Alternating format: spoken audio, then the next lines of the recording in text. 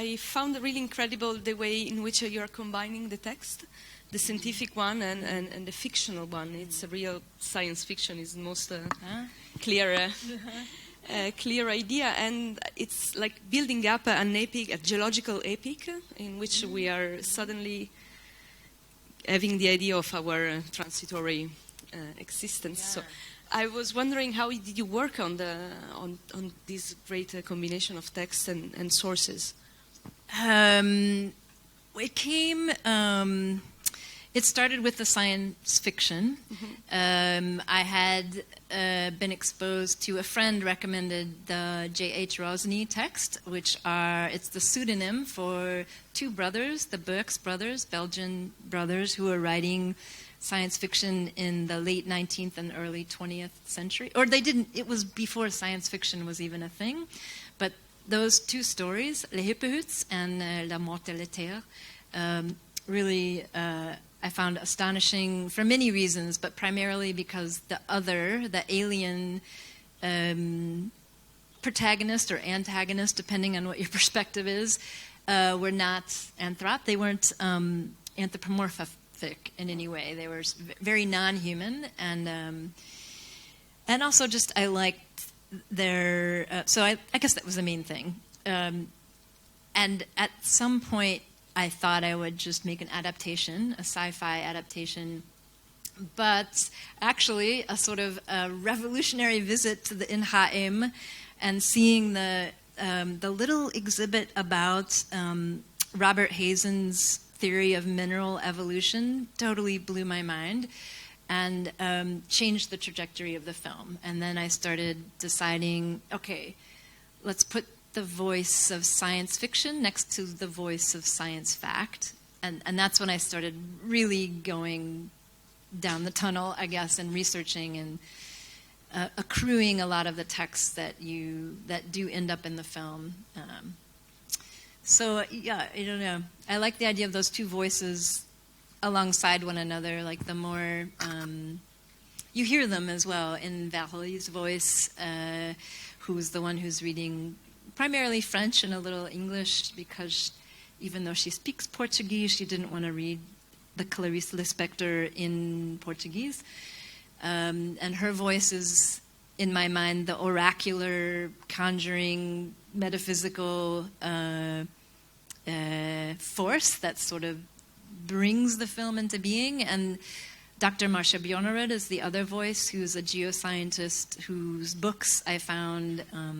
Timefulness and Reading the Rocks, and just approached her about doing interviews, and then I started attending her classes, and I really liked the grain of their voice, that the two women, it's not just what they say, but how they speak, that you listen in a different way if someone's lecturing or just representing their own thoughts versus someone who's reading fiction or speaking fiction. And to put those two types of listening or types of understanding right next to each other was something that's made sense for me for the film, since I was already going to have these two poles, I guess, of sci-fi and sci-fact. Yeah. I went off track, but...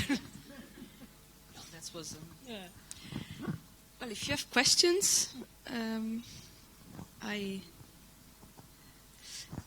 otherwise you were saying that you liked the text and then the science fact, although it's a very narrative and very spectacular, the fact part also. How about what you were saying about the material, because it's... the construction and the different grain and the appearance of men later on in the second part of the film. It's a very minutious and precise work of editing. So, yeah, it is So I'm someone who I don't like to work with a script. Even though there's quite a bit of text in the film, when I'm editing is when I'm really constructing the film. And in part, that's because I want to find the ideas through the cinema and not through sentences. So when I'm editing, I will use index cards and as a shorthand and do drawings and put little sentence fragments so I can move things around quickly, but I don't like to... Well, I'm always wrong. If I try to pre-write it out, it never feels true to the film, and also it seems to me that if I can find the idea through the editing, through the collage, there's a better chance that the film is actually speaking endemic to cinema and not speaking in literature and not speaking in music or not speaking in theater, but somehow I feel like a film for me is successful if I can't translate it actually into a sentence. That if it somehow is saying something, it's moving me and it's intellectual but not necessarily in sentences. So I know that's a roundabout way of answering your question about how I structure things, but it really does come from and trying to work with volumes and pressures and see what happens when I'm working with the time as opposed to trying to prescript too much. Yeah. It's a slow process.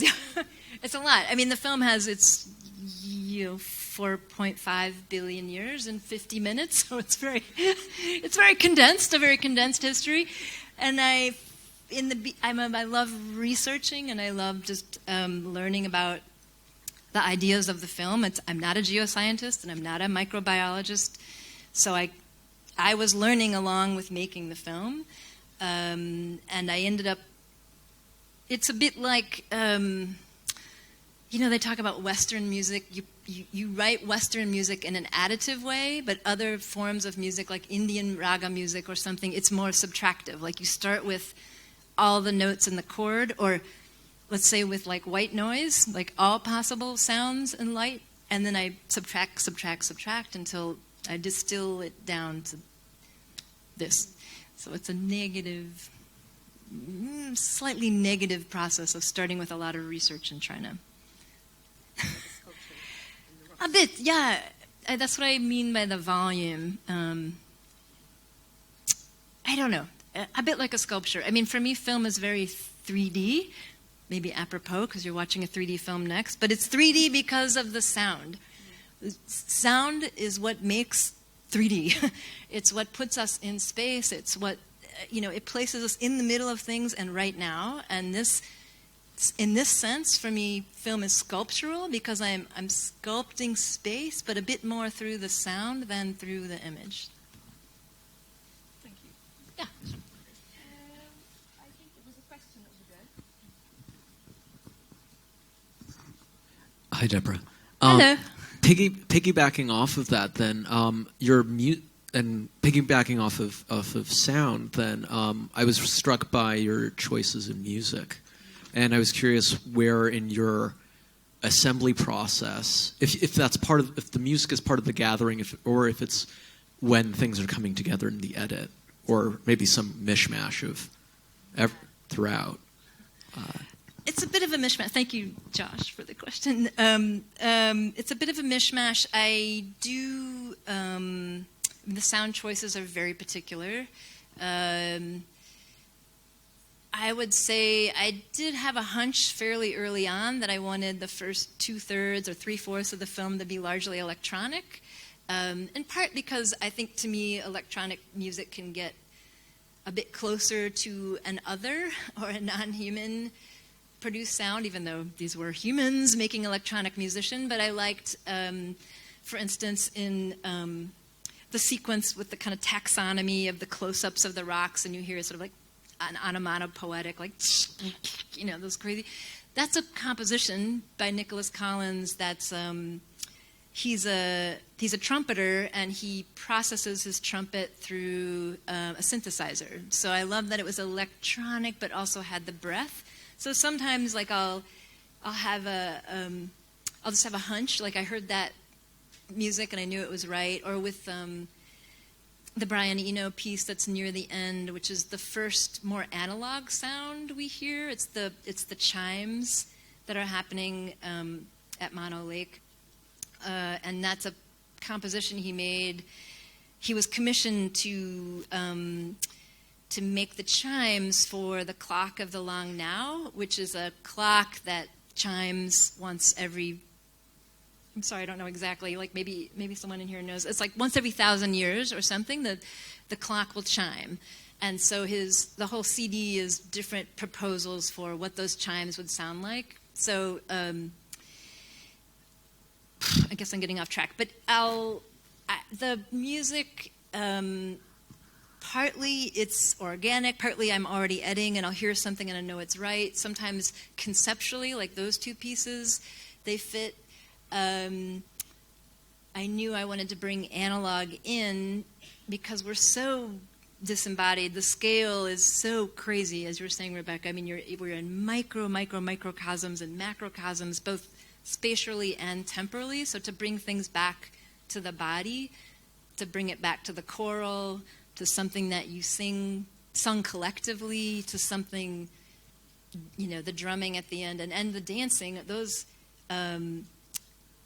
you can't be more in the present than when you're singing and dancing. It's just right now. And that collapsing back to a present through the sound was something I didn't know when I first started, but through the process of editing, I knew that maybe emotionally and politically that was necessary. Yeah. But I love, I could talk for sound forever. I mean, I feel like the film is mostly a soundtrack with some images in my mind, and that's really how a lot of my films are. And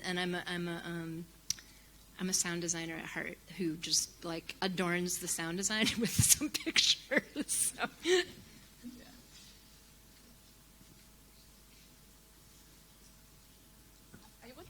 I wanted to ask you if you can come back to the idea of otherness that you were mentioning at the beginning, and how this was how this idea came back during the making of the film, and how was accompanying you also in the choice of images and sound. I mean, that's the political heart of the film in the way, not just otherness in terms of species, but otherness in terms of what Marcia calls polytemporality. Trying to, I mean, unless we get out of our crazy egocentrism, it's hard not to think as a human, because we are humans, but without sort of an empathy for the non-human, which a lot of people are talking about now, it's hard not to when we're so cognizant of this extinction that we're in the middle of, which is one of many, but still until we can have an appreciation for the other and the alien, I guess. I don't know how we can begin to start talking further. So I don't know what else to say beyond that. I mean, it's otherhood. I also think a lot about otherhood because I'm always the most consistent other in everything I make. I'm always the one who's not the local. I mean, I think because my work comes more from the documentary tradition, even though this may not be called a documentary, but I'm someone who, because I work more with chance and the accident, and I tend to find my subject as opposed to sort of conjuring the subject and then having actors act it out, although I have done that, it's much more common that I'm entering a situation and I'm the outsider. I'm the most consistent outsider in everything that I've ever filmed. So, and I think that's a necessary position. I mean, we definitely need more local voices, but unless we value the outside voices, I don't know. I think we're doomed, really. We should start listening to others.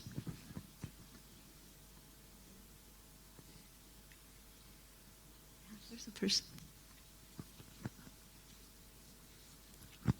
Thank you. Yeah, it's an interesting and very fantastic movie and a documentary and a science fiction presentation. My question is, at last, the light reflections. Is this the reason maybe you get away or a step further on from materialism to energy? Maybe by light represents a wave and material in the same, or not? So is this maybe a step further on in the end of the year? I think I'm understanding your question. So you're just asking about sort of electromagnetism maybe and energy, or I don't know that I can exactly answer it. I mean, I can say that... Let's say my idea is with the light. This was the last main point that you have at the end of your with the star documentary, people the reflections. Yeah? Also maybe the reflections for me represent a step further on from this materialism. What you shown me a lot of them by stones, by going and let's say